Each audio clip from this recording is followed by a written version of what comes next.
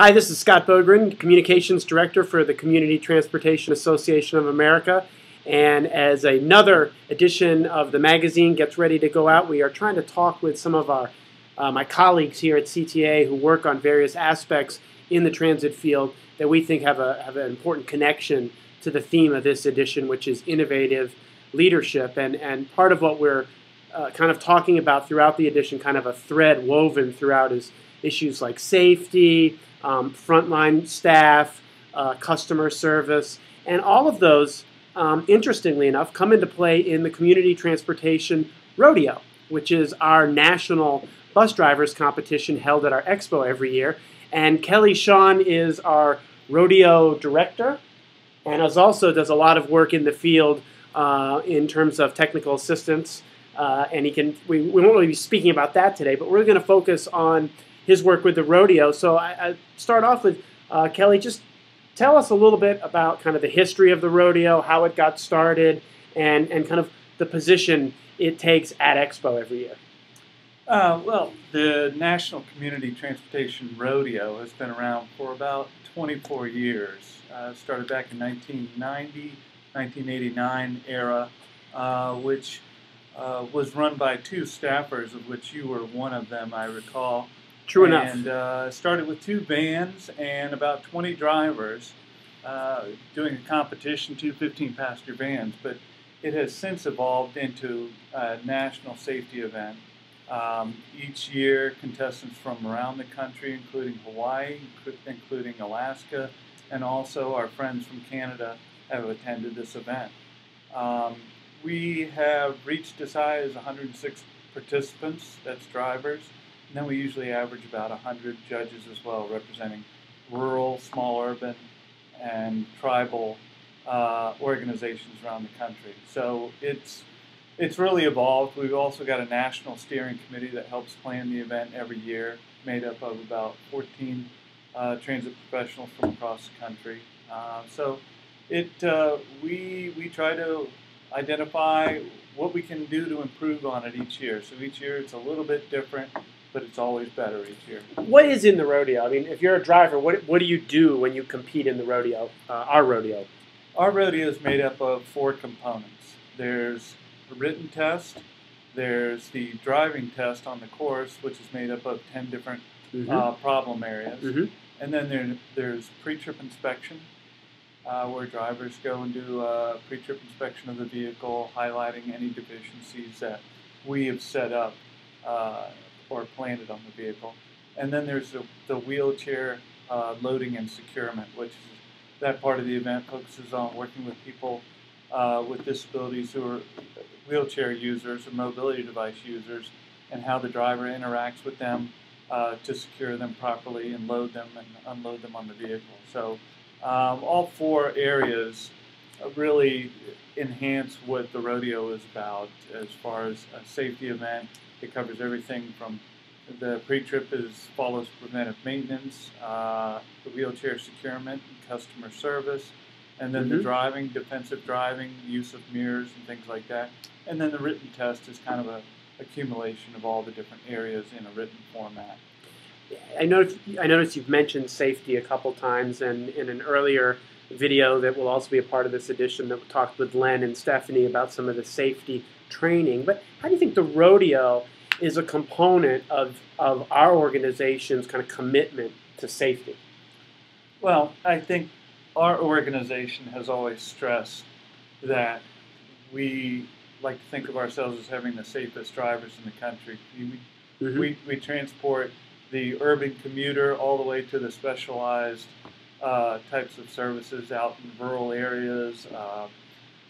We have to focus on all different types of clientele or riders. Yep.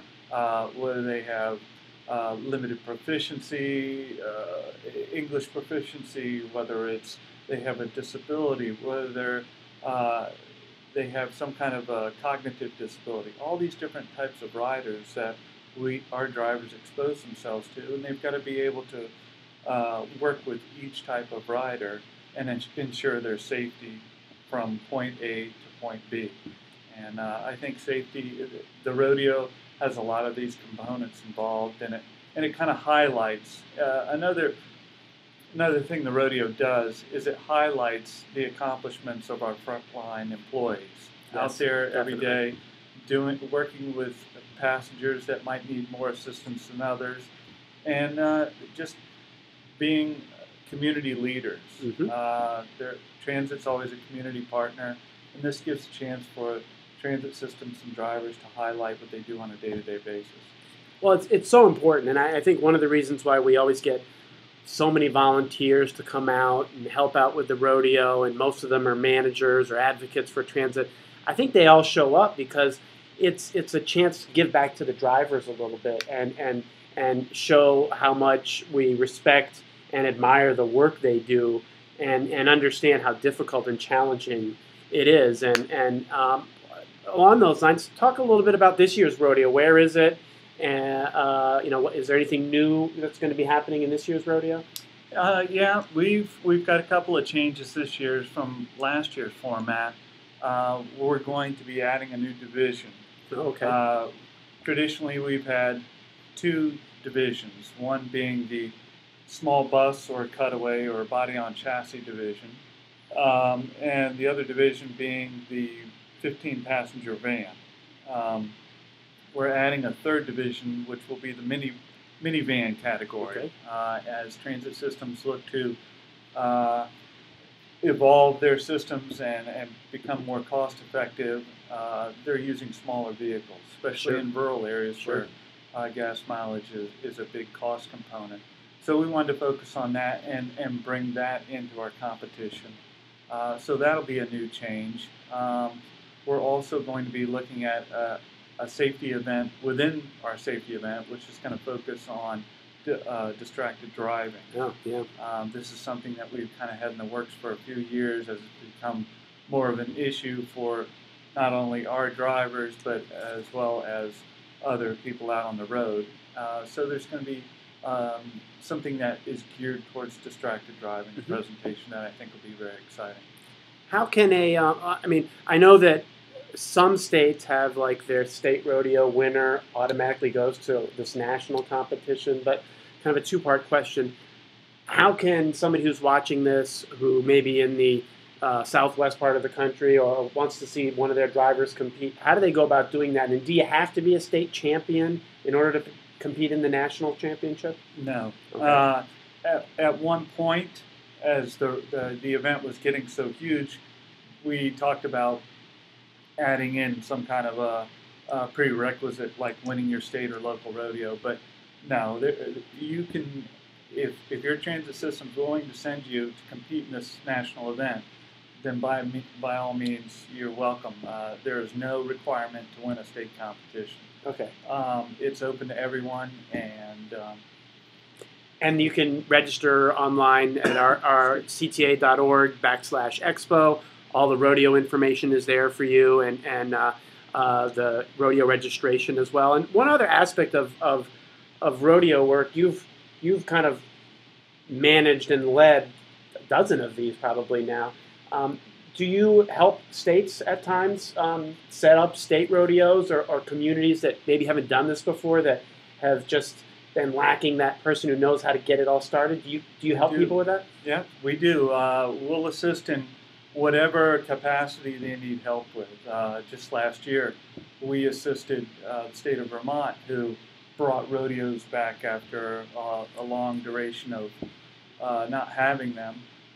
We've also worked with some tribal transit organizations who started having rodeo competition, but we've always helped to support state transit systems or transit associations that have rodeos, and we can do it on whatever level is needed. Okay. Whether it's providing ideas over a conference call or being in person, whatever level they need.